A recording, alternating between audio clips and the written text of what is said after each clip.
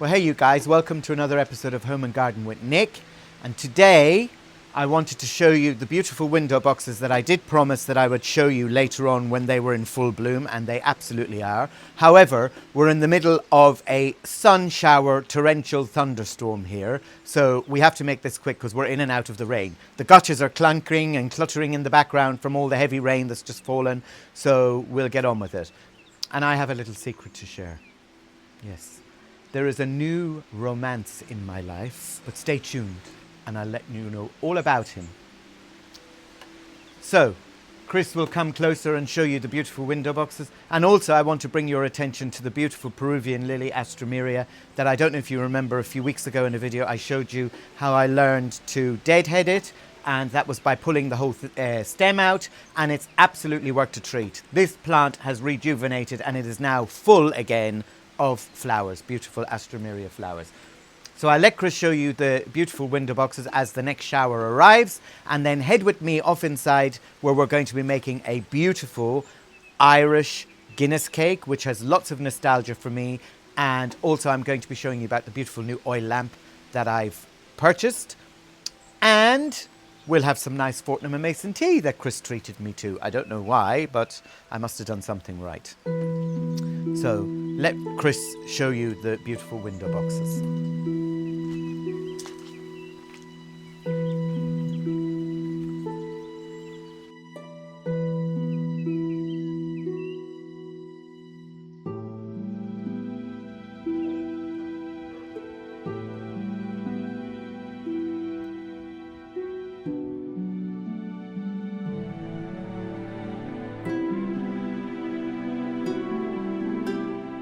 Okay, you guys, I hope you'll agree that the window boxes outside were absolutely stunning.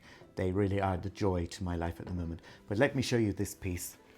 This piece is a beautiful oil lamp, which was, according to the Globe, it was made in France. And it is a special, I can't make out what the second word is, special recruit or special regrude, something like that. Anyway, so I've purchased some lamp oil this morning, and now we're going to fill it up. And then we're going to go to the kitchen and we're going to make that beautiful Irish Guinness cake. And then we're going to come back here and we're going to have Guinness cake with beautiful Fortnum and Mason Royal Blend tea. Well, nothing but the best for Nikolai, surely you'll all agree. What do you think, Scooter? A Scooter sleeps by the fire. This oil lamp is the most beautiful emerald green glass that is absolutely stunning. And I will enjoy it adorning the old Ireland room at a later stage. But for now, we're going to enjoy it here. Let's get the wick in and get the wick nice and moist so that we can have a little light of that a little bit later whilst we're having our tea. Romance. It's all about the romance. Nikolai's got a lot of romance in his life today. Stay tuned to hear about it. Okay, you guys, so now for that delicious Irish Guinness cake. Now, this cake brings back a lot of nostalgia to me because when my dad passed away 13 years ago, my dad only ever drank Irish stout Guinness. That was the only alcoholic beverage he ever had his whole life. He didn't drink whiskey, brandy, none, just Guinness. So when he died, I decided that I would make this chocolate Guinness cake and we would all go to the cemetery and we would all share as a family a slice of Guinness cake at his graveside, which we did, and we had great fun. And I had great fun making it as well, because I always remember as a child, my dad used to bring me to the local pub where he would play pool a lot. And my mum used to play an odd time as well, although she'd never admit it. So we used to go down to the local pub and my dad would plonk me on the bar.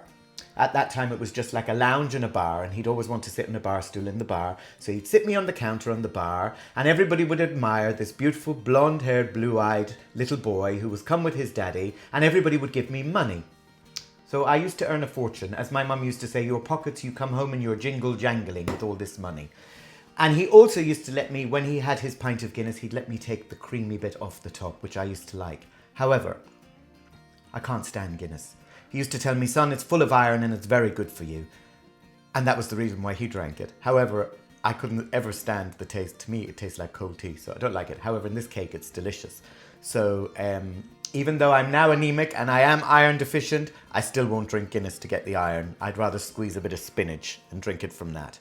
Okay, so let me go through with you what you're going to need to make this beautiful cake. It's really chocolatey, it's really moist, rich and delicious, and very, very, very, very simple to make. So the first thing you need to do is you need to preheat your oven to 180 Celsius, 350 Fahrenheit or gas mark 4. What you will need is you will need a 9-inch round springform cake tin, which I have lightly greased with some butter around the edges, just with a bit of greaseproof paper. And I've also put a disc of greaseproof paper at the bottom. And that will just help us to remove it. A cooling wire rack. You'll need a small saucepan.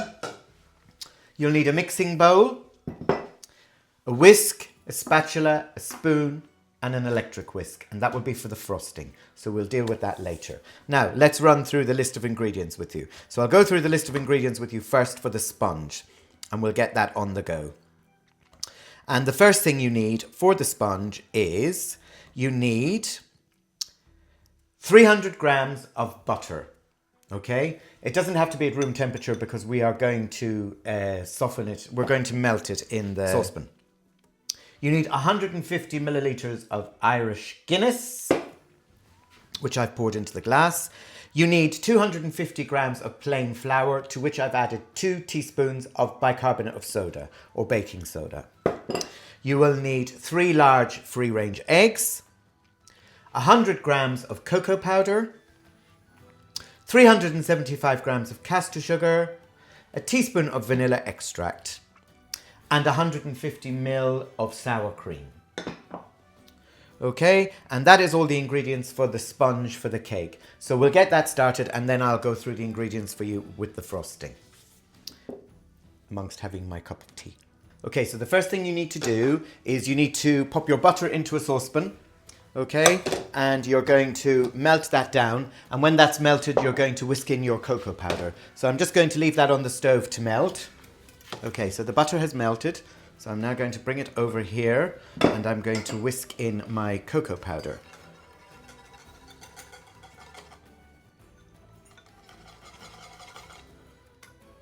Cocoa powder is always a bit of a nightmare when you're working with it because it's so fine and so dusty, it goes everywhere if you're not careful. Anyway, so whisk in your cocoa powder to your butter and then you set that aside to cool down while you get on with your dry ingredients. Okay, we can set that aside. Glossy, chocolatey, buttery mixture. Chris will come and let you have a look. Okay, so that's incorporated and that's fine. You can set that aside now. Okay, so in your mixing bowl, you want to put your flour and your baking soda. Okay, you also want to add your sugar in there. Want to just mix that together and then make a well in the center so that you can add your eggs.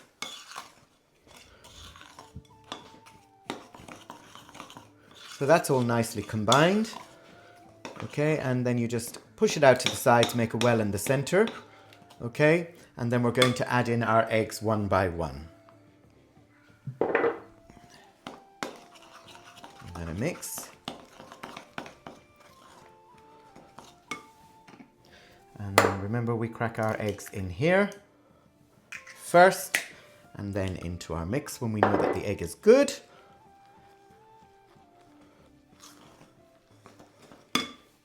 And egg number 3.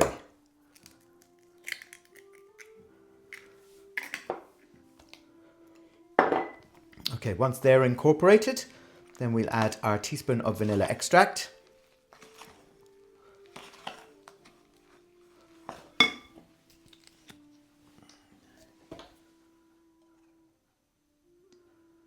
So 1 teaspoon of vanilla extract going in.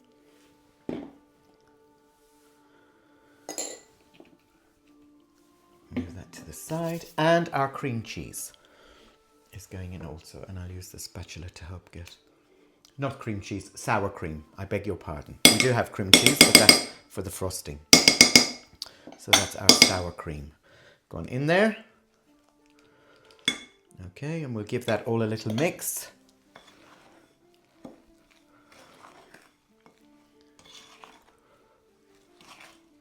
And then we're going to pour in our wet ingredients mixture, which is our butter and our cocoa. Okay. And just pour that all in. And you can see that delicious, gorgeous, chocolate velvety looking mix there. It smells divine and looks rich, velvety. Okay, so that just all goes into your tin and then into your oven, and it will cook for, it'll take probably about an hour, but you will check it after an hour with the skewer to make sure the skewer comes out clean.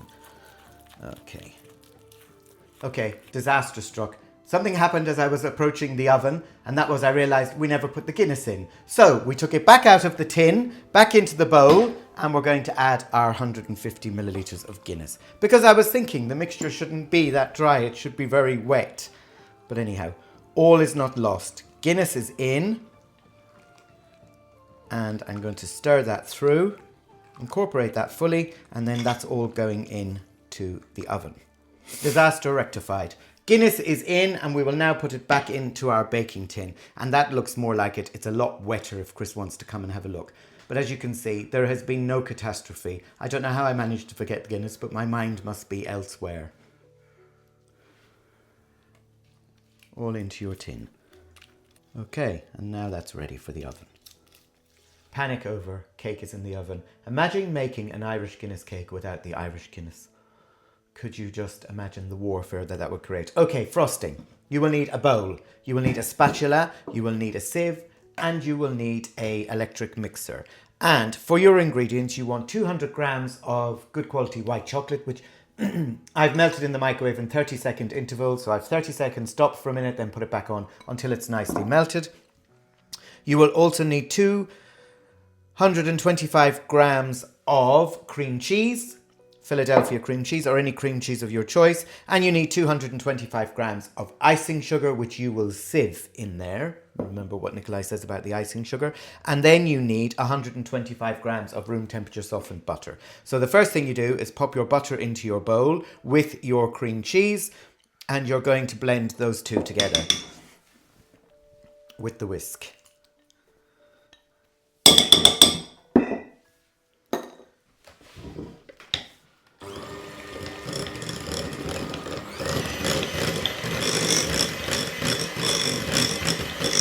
Once they're nicely blended, we're going to just fold in our melted chocolate that has cooled. Make sure it's cooled down. Don't put hot chocolate into your cream cheese and butter mixture or you'll get some curdling going on. Okay, and so we'll just incorporate that with our spatula. Oh, that looks divine.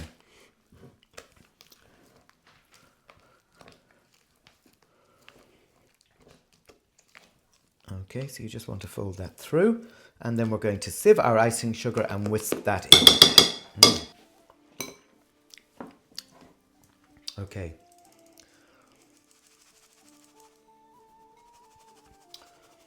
So sieve our icing sugar all in there. Okay, so just as to not create a mountain of dust, I'm going to just fold this in first of all to incorporate a little bit of this icing sugar, and then I'll put the electric whisk into it. I think after the saga with the Guinness, I think it's time for me to give up YouTube. What do you guys reckon? Let me know in the comments. I think I'm getting too old, slightly forgetful. Let me know what you think in the comments. I'd love to hear. Time to draw the pension. Okay, now I'm going to use the electric whisk and get that all combined together. And then that'll be our delicious frosting made for the top of our beautiful Irish Guinness cake. Okay, so the cake was in the oven for exactly 1 hour, 5 minutes. I took it out, I tested it with a skewer. The skewer came out clean, so the cake is cooked. I left it in the tin and I left it to go cold for several hours until it's completely cold. And now we're going to put our lovely frosting over the top, our lovely white Guinness top. So we'll get that on and we'll give it a spread.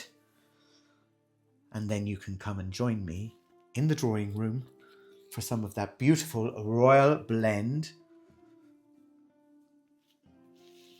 tea that we are going to have from Fortnum and Mason. And I shall let you know how it all tastes. So now we're just going to tease this out to the sides, and then we'll make it have a nice, smooth, creamy top. Doesn't that just look divine? Okay. Now I'm just going to get my flat scraper, and I'm just going to give it a whiz, and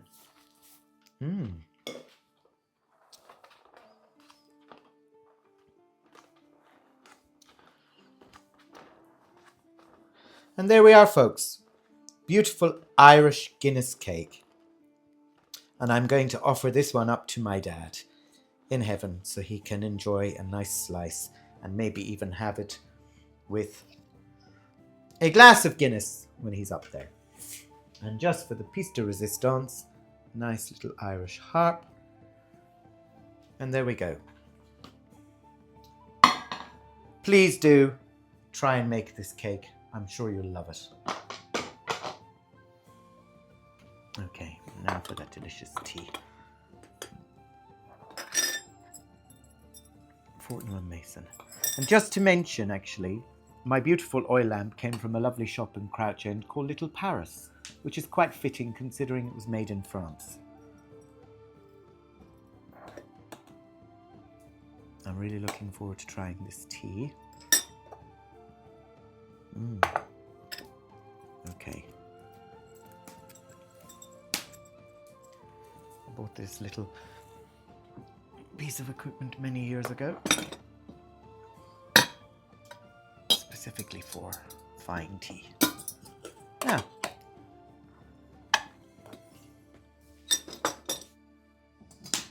we shall let that brew for a few moments, and meanwhile I will go and collect the Irish Guinness cake from the kitchen, and we shall have a slice and enjoy.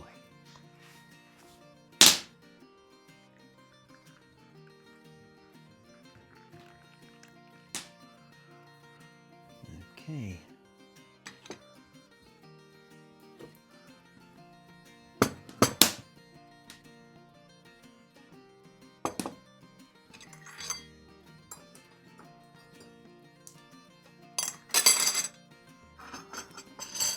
Try some of this delicious tea.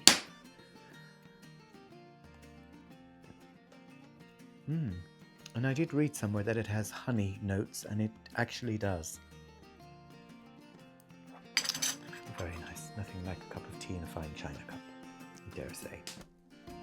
Now let me go and bring the cake, and we can have a slice of cake to wash down that tea.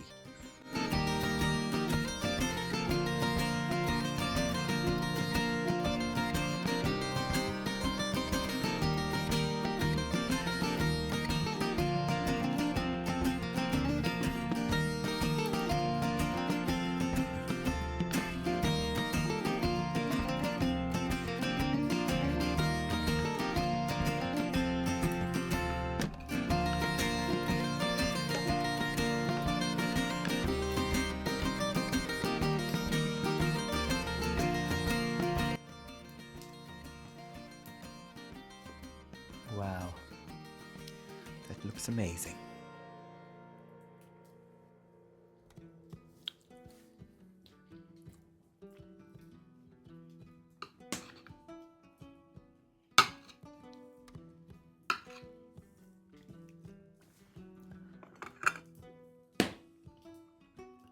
I need a bigger house, I think.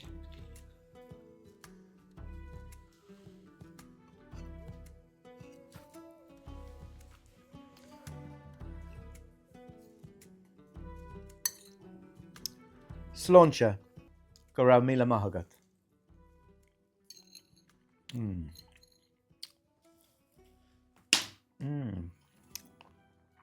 This is definitely exquisite cake. Oh, and about that romance. So I have a new boyfriend, and his name is Willoughby.